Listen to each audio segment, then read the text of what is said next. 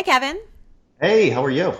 Good. Oh, wait, before we record, actually, do you say your last name Uh, well, I want to hear what you say. Kerm? I was gonna say Kermes, but no. Yeah, Oh, it's Kermes. Okay. nobody ever gets that. Okay, we'll do it So, again. We'll do it again. okay, thank you. Okay. Hi, Kevin.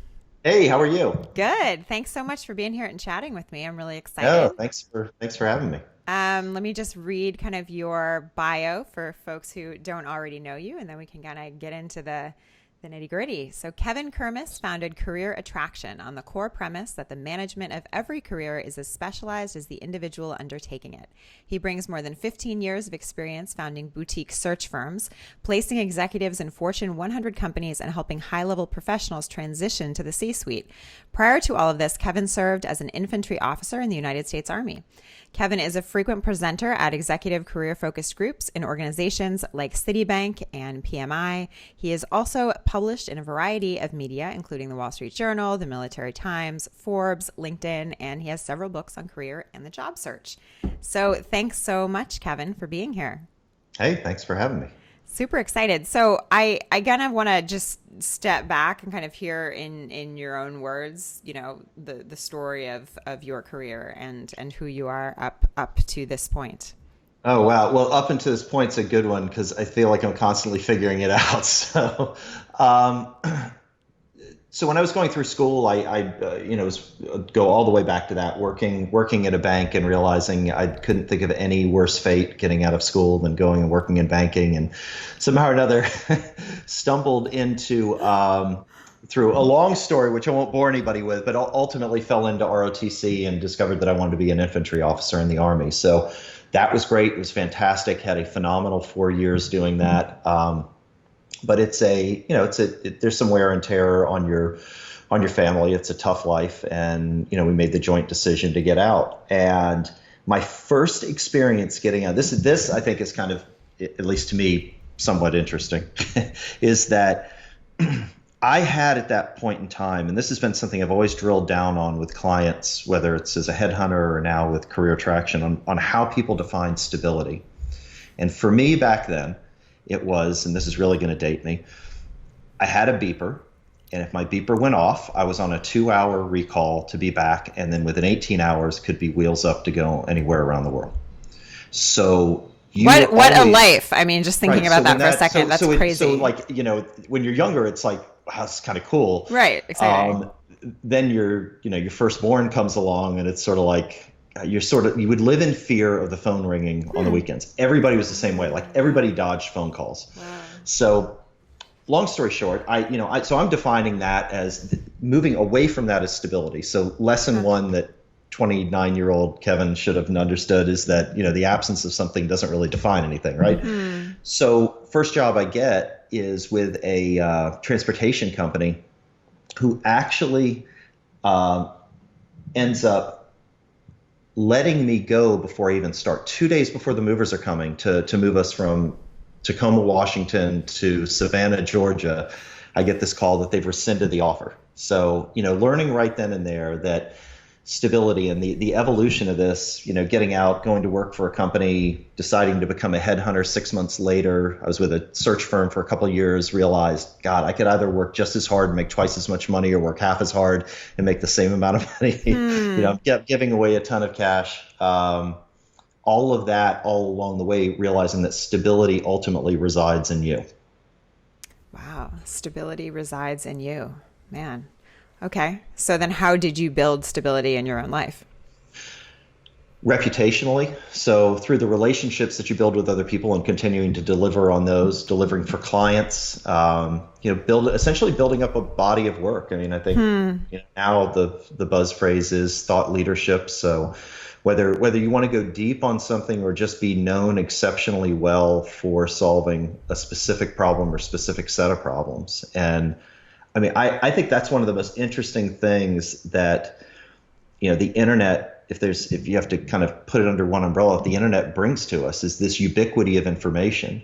So you are so well served to go deep in a specific area. At least that's what's worked well for me. And I think otherwise you kind of run the risk of, particularly when you hit 20 or 30 years experience doing things, just being kind of Melba toast if you're trying to, spread yourself around as an expert of all things, jack of all trades, master of none. Okay, so how did you go deep in your one area?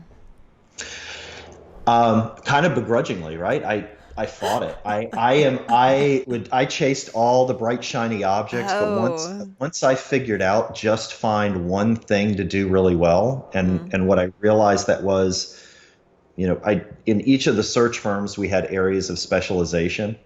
The last search firm I had, we were placing software sales executives, and we even dialed it into they had to be between $5 and $20 million. So the set of sales Wow. executives that had gotten them here, we're not going to get them there. Some of them had come up on like Gartner's Magic Quadrant, so they had gotten a higher level of visibility. They all thought that this is what was so fascinating to me about it was they thought that they needed somebody who had 8 to 10 years coming out of Oracle or CompuWare or CA, when in fact what they needed is they needed this group of people who were having a tough time finding a job, which were 20, 25, 30 years of experience, who they could just plug and play and knew when to raise their hand when there were problems. They were not going to, freak out if they had to write their own request for proposal, RFPs. They were not so. And Huh. when we started talking about that with clients, they were like, "Oh my God, this is the exact problem we've been having." And we're like, "Yeah, I know, because this is what we do." Like these are, Huh. and these people you're overlooking, who, oh, by the way, can't get any interviews because Yeah. they're dealing with age discrimination and they're getting Right. pushed out, are the exact people that you need. And we did phenomenally well doing that. Wow. Wow. And so, okay, so today, what does your work life look like? So today, in terms of if I had to say what we do really well is help people create a narrative, like figure out what the hook is. Hmm. Because as a headhunter, my whole concept in creating career attraction was I just want to reverse engineer. I had, intrinsically the things which were I enjoyed working with candidates more than I did the client work. That's kind of difficult in a headhunting arrangement to make much money since the clients are the ones that are paying you Right. money. Right. So, um, and I just had this idea of like, what if I could just show people how to reverse engineer what it is that we do? Figure out a hook, figure out the three or four things that are really going to make them stand out, how to market themselves, how to build relationships, how to tell stories that other people are going to carry forward so that their reputation is moving on in advance of them and get away from resumes and, you know, things like that. And that's what I finally came to realize is that regardless of industry, and particularly with people who want to make pivots, making that connection, which comes all the way back to me being an infantry officer and becoming a headhunter, Hmm. which two things that are completely would seem to be completely disconnected, but have a lot of similarities. I mean, I love this idea of sort of helping people develop their career narratives, which I'm sure is a really intense process and one that maybe I'm curious if your clients at first think, oh, sure, I know it. And then as soon as you start talking, you Oh realize that yeah, they have no and idea. it's fascinating too when you'll ask them what they do and you just get a bunch of jargon thrown at you, and then you'll say, "Okay, I'm standing next to you at a bar. Oh. What are you going to tell me?" And then what comes out is completely different. I'm like, well, that's first of all, there are problems with the first piece, which is I have no idea what the hell you're talking about. The the bigger problem is no one is going to remember that and articulate it. I was at a party, and this is a couple of years ago with a friends of ours, a couple there. My wife's friend, when asked what her husband does, responds with, "I have absolutely no idea how to explain it to you. It's something with computers," which is That's funny. And I great. remember the first time I told this story, I was speaking and I just got daggers shot at me from half the women in the audience. I was like, hold on, nothing disparaging about her. I said the problem with this is at least in my house, my wife is my biggest advocate, Mm-hmm. absolutely my biggest advocate.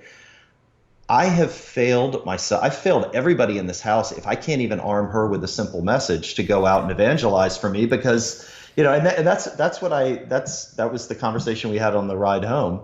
God, what a missed opportunity. And it's amazing how many people fall into that category. So Wow. if your spouse doesn't know how to sell you, if your spouse doesn't know where you stand out, what's the likelihood that anybody else does? Yeah, if your I would spouse say pretty isn't your biggest career advocate, then who right. is, right? Which there might be other contributing factors to that, but Right. that's not my lane. So Okay, so let's back up. Can you tell people what a career advocate really is?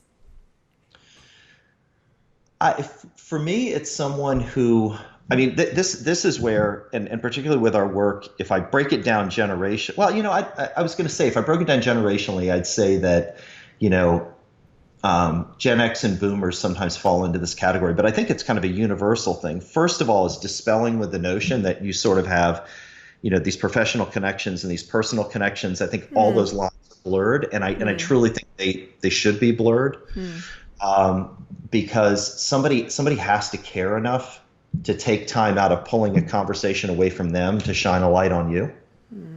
And I think there's I truly think there's an emotional piece to that they've got to care enough about you. They have to have a message that makes sense and really understand what you want, which a lot of times the bigger problem in that is not just someone creating a message, but some people don't know what they want. They're crystal clear on what they want to move away from, but not what they want to move towards. And that's, that is a constant process, and it's a constantly evolving process, particularly now as rapidly as things change. You may need to pivot, not because you want to, but because your industry is subject to AI. Your industry is just becoming archaic. It's not as cutting edge as it used to be. There's more competition. There are less opportunities, whatever the case may be. Okay, so let's go back to that idea that sometimes we know what we want to get away from, but don't know where we want to go towards. So you talk about this idea of helping people not end up in jobs that they hate.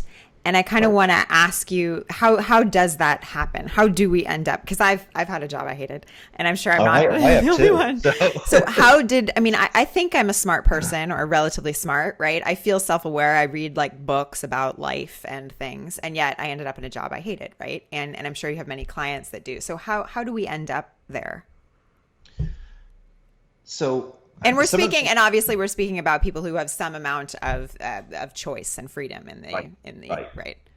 I think that sometimes if the push is really strong, that can be a bigger driver than what you're being pulled towards. So, the analogy I always give that's probably the most palatable is relationships. When you come out of a bad relationship, how many times have you pushed into what is 180 degrees from what it is that you had that isn't necessarily what you needed, but it's because you're looking for like everything that's antithetical to what it is that you just had. So that sometimes happens in careers. And a lot of times we'll hear people as they start describing sort of what does the target look like? What do we need to be going after? They'll dig into, well, what I don't want is, and look, that's important. It's exceptionally important to understand what you don't want, but what do you want? Just because you are at a large company does not mean that the answer is going to a small company. Going back to that stability question, in the last firm that I had where we're placing software sales executives again, folks who were at an Oracle or a CA or a CompuWare would tell me how they wanted to go to a smaller company because they had seen drawdowns because they're publicly traded, and the drawdowns and the cutbacks of the people who got laid off weren't necessarily associated with performance. We had people who were hitting 2% of quota who were losing their job because we have to appease analysts on Wall Street. Conversely, have these smaller companies that they want to go to that they think are going to have more stability. And, problems you can have in a smaller company is the owner and CEO has been killing themselves and basically paying in sweat equity for the last 5 years, and all of a sudden sees all this cash coming into the company and starts drawing out the money and not reinvesting to grow to the next level because everybody else has been going through that at the same time. So there can be a lack of stability there, or selling the company. If there's a liquidating event that's kind of on the horizon or is their target as far as success and growth of the company, they don't want to get to 100 million, they want to get to 20 and sell it. So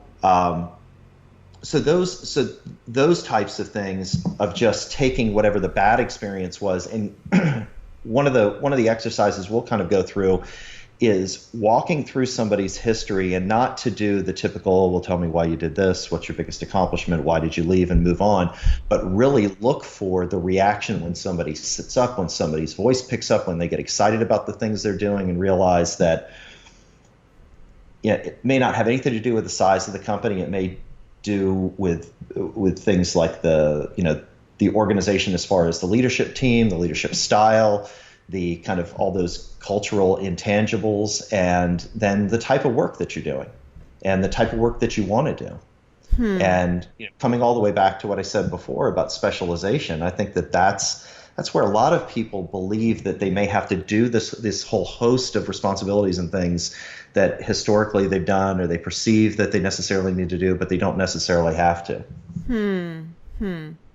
So do you think that, I read that you said you were talking about basically mental barriers sometimes people have about their work and their careers. And you say, one of the biggest mental barriers I see is that I just need to figure out what I'm passionate about. A lot of people are waiting for this aha moment where the stars align and they finally realize the ideal job title for them.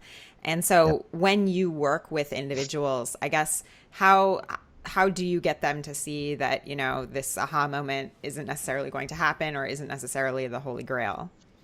Yeah, so it's sometimes interesting to see where people's perception of their value is in terms of how they see themselves versus how the market sees them.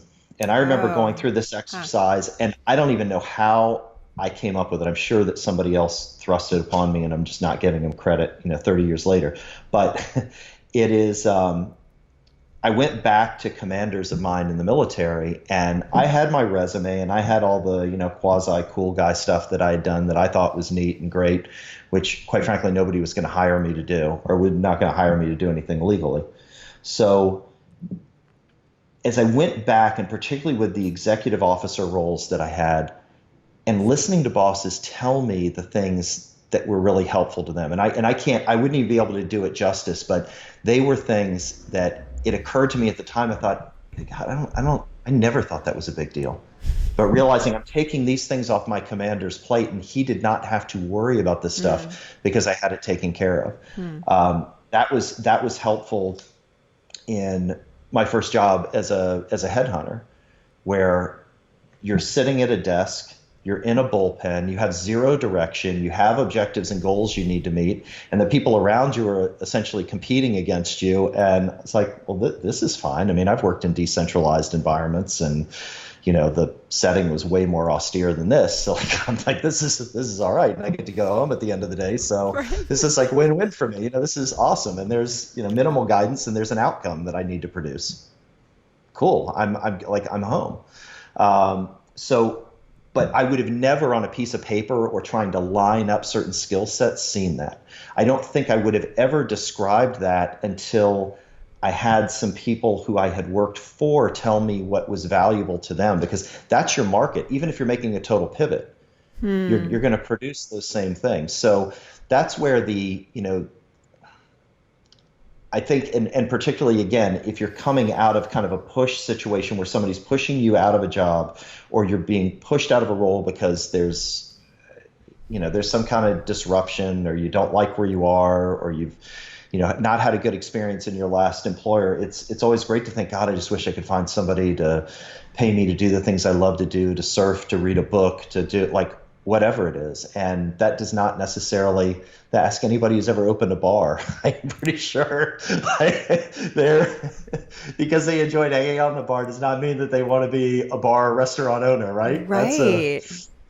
Isn't that interesting, the disconnect between what we think we want and maybe what we really need? Yeah. Yeah, and maybe for some people, what they need is they need a job that supports the ability to go do those things, because that's really where they find satisfaction. And some people don't want to hear that, but sometimes that's what you need.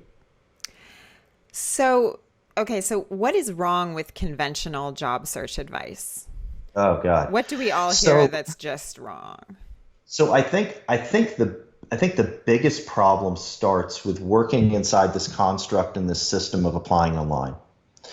And for a few reasons. Number one, you immediately put yourself at the mercy of recruiters, headhunters, HR, none of who actually have a say in you getting hired.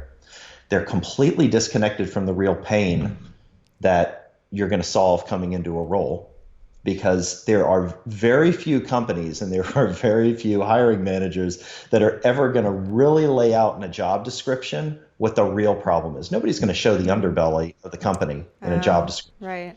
So, first of all, you've put this person between you and the individual you're going to work for that is a gatekeeper, when what they should be is a facilitator. Huh. Um, and when you enter by taking a piece of paper, either physically or virtually, you're putting it in with a whole stack of other pieces of paper, and now you're a commodity. You're being Huh. it's much harder to stand out. And one of the things that hit me early on as a headhunter was when I'd be talking to clients, and first of all, it was learning to never send over resumes. The relationship with the client Wow. was, you give me on Wednesday from 2 to 4, I'm going to set up people back to back in 30-minute interviews with you. And, you get some resistance initially on this, but at the end of it, I'd say, look, if you're not happy with the outcome of that, never take my call again. Like there's a tremendous amount of pressure on me to deliver and put some great athletes in front of you. Mm-hmm. And the thing for us was when you did that and you succeeded most of the time, clients loved it, and then other people didn't do it, and most headhunters couldn't do that because they weren't really listening and digging in and asking the questions. So coming back to starting career attraction, that's what I was trying to get people to do, because that experience, first of all, separates you from everyone else. You start a conversation around the pains and digging into the pains. It's more or less a consultative approach and a solution finding approach. And when it comes time to start talking compensation, unless you've just been totally asleep during the entire conversation, you know exactly what their pains are. You know what the value is for them, both emotionally and financially. Because what people forget about is that when these jobs are open, the people to whom these positions are reporting to are dealing with the additional stress on their team to backfill this work.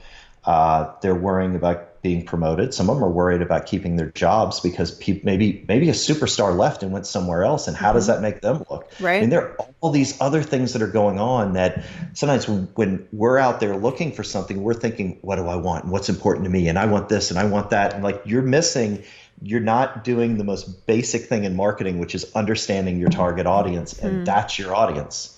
What's important to them? What do they want? Where do they success? How does this whole, what's the perfect scenario for them? What's the emotional outcome? Because they're making a purchase. And that's what we're chasing when we buy things. We want things to make, we want a purchase to make us feel a certain way. And hiring, I do not think is any different.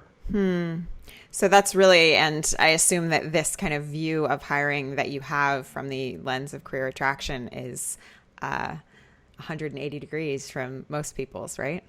Well, it's fascinating because when we first started, I was, like most of the time when you're going out on your own, you kind of back off a message because you're afraid if you go full throttle. I mean, unless you're Gary Vaynerchuk, right? You're afraid if you go like full throttle, somehow you're going to offend somebody. And what I came to realize was I was looking at the groups of people who were signing up with us, and there were three groups. There were project managers who I think liked the systematic approach that we had. There were marketers because I think they got the marketing angle, and then there were HR and recruiting professionals. And I thought that tells me that this isn't just one guy's opinion or one guy's experience in the marketplace. They get it, and they're not offended. They understand it because they know it works that way. Right. Wow. Okay, I want to wait. Let me grab a sip of water. Hold on one Sure thing. second. So I want to kind of ask a question about careers in the face of a lot of sort of negative stuff. I know that you've talked about things like age discrimination and layoffs and underemployment and just sort of the general defeat and discouragement that can come with difficult career experiences and just challenges in the past, right? How do you advise clients? How do you help help people with that to figure out where they're going next when they're coming off Yeah. of basically a lot of defeat? Well, it's tough, right? So, whether you have been fired because of performance or disagreement, or you're you're let go because the CEO comes in and wants to bring in their new team, and there are no hard feelings, but they've got a set agenda that they want to accomplish, and they want the people around them who they've had success with in the past. It leaves a sting, and I think that the I think that the fear piece that it feeds into is that same, lizard brain amygdala that doesn't like change, which we are running into more and more and more with as fast as the market is changing, that you've got to. My personal take on fear, in terms of where I've run up against it in life, is that as soon as you identify what it looks like and you know what it feels like, it's going to morph a little bit, and it is never going to go away. It's never going to completely diminish itself, whether you're going into combat or whether it's a matter of, making a pivot professionally, or let's take age discrimination. It's not that no one over X age is getting hired.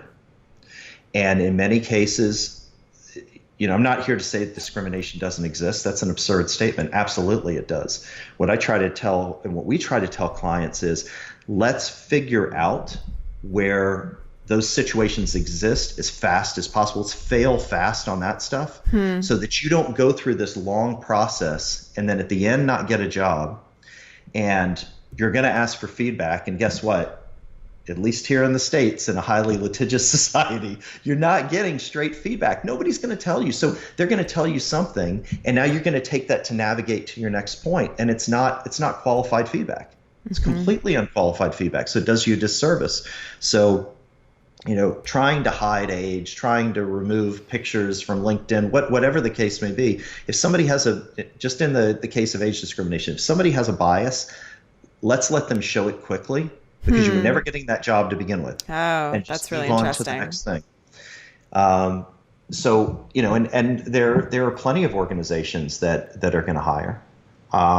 So I do think that becomes a crutch for some people. And, in the case where you were trying to make such an enormous pivot or change that it's impossible. And this I find so interesting when I hear people say this, where they'll say, I want to do this, but I can't because.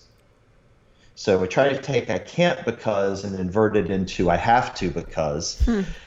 And even off of that, the first thing I'll say is, well, let's just use LinkedIn and just go find somebody else who's made a pivot like this. Let's just validate that it can be done. And better yet, go have a conversation with that person and find out how they did it. Are they running into some of the same hurdles? Where's the hidden opportunity? Where's that thing? Where's that hook in your background that nobody else has? Because one of the and this is something I experienced in the first search firm I worked for. I was there a year. I was working in Philadelphia. The Baltimore office for this firm was abysmal. It was the only office on the East Coast that was not making any money and was losing money. And we had 220 offices worldwide. And in interviewing and being asked to interview, everyone else had management experience in search firms. My management experience was, being a rifle platoon leader and then a company executive officer for a rifle company. And at first I was like, God, I don't stand a chance against these guys. And then all of a sudden it hit me. I'm like, the conversation I have is going to be totally different from them. They're all trying to explain how their similar experience is different. I'm going to have a massively different conversation. And maybe it resonates, maybe it doesn't. Part of that's on me. Part of that's whether my audience is buying it. They asked me to come interview. I've been here for a year. They know what I used to do, so they must not be turned off by it. But instead of coming at it from a mindset of, oh God, I don't have all the things, because we're constantly measuring against other people. I don't have all the things the other people have. All of a sudden, I kind of walked in there kind of strutting a little bit more, thinking, nobody can talk about the stuff that I can talk about. And it's just up to me to make it relevant. So I think that some of those things, and instead of thinking about what we don't have and focusing on what we do have and why that makes us unique, and more importantly, again, why is it going to be important to that person who you're going to work for, that's a big missed opportunity for a lot of people. Yeah, it's interesting because I mean, in the case of age discrimination, you were you were telling an example of trying to hide your age, right? But I think that there are oftentimes a lot of things that people want to hide, and it's unique to sort of think about what would you do if you didn't hide them, and instead you showcase some of those things. Well, so I had a client not too long ago who was an expat in Britain. She had been in investment banking. I guess at some point early on her career had been less than honest about something in terms of either where she got her MBA. I don't recall what the specific situation was, and that resulted in her getting fired. Well, now she was in her mid 50s looking for a job, and she kept telling me how this was the reason. She truly believed this. She said this was the reason that she wasn't getting hired. And I said, Wow. okay, but we've got 30 years of work experience between when that happened and now. I said, why? So I said, I am not trying to be a smart aleck about this. Help me understand why it's manifesting itself now, but it never has in all the other positions you've gotten hired. And I think that was the moment at which she either realized or started to realize this is like, this is her escape hatch. This is her being able to tell herself, I can't find this because of this, and the pressure that takes off of you. Wow. So That's an amazing story. then she and her husband bought a department store. So there you go. Wow. Yeah, I mean, just the narratives that we tell ourselves, and I guess this gets back to the idea of the narrative of what we think we want when really what we may need or what we may really want deep down in terms of our career being different than what we might first Absolutely. say. I love it, Kevin. This was really really awesome. Thank you so much for chatting with No, me. thank you. Thank you. Can you kind of in closing just tell people what you're up to right now, where to find them, where to learn more about you? Yeah, no, absolutely. So our site, careerattraction.com, both my business partner, Olivia Gamber, and I are on there daily working with clients. We've got a team of coaches. We've actually helped more than 14,000 people find work that they love That's since crazy. 2008, which I'm pretty proud of. So it is pretty crazy, actually. But that's the best place to go. One of the things that we do that's a little bit different is that all of our information, you're not charging you for information. You can download our book for free. You can attend any of the training that we do for free. We do have some paid platforms where we go deeper with clients, which all involve some level of coaching.